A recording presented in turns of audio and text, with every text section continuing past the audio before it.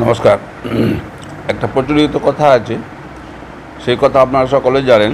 হিন্দিতে বলা হয়, চলতি কা নাম গাড়ি, আর না চললে লোহার মতো ভারী। এটার মানে হচ্ছে আমাদের বীরভূম জেলার প্রাক্তন সভাপতি অনুব্রত মণ্ডল। 21শে জুলাই ডাইসে উঠতে দিল না পুলিশ। তার কর্মকাণ্ড এই ধরনেরই ঘটিয়েছিল উনি।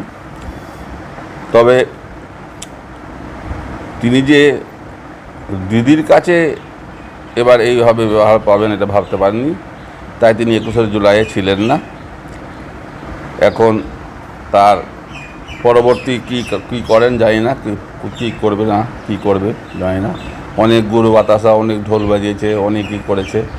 এবার দেখা যাক ওনার কি হচ্ছে, ওনার কোন গুড় বাতাসা বাজছে না ঢোল বাজছে। আপনারা দেখুন, আমরাও দেখছি। নমস্কার।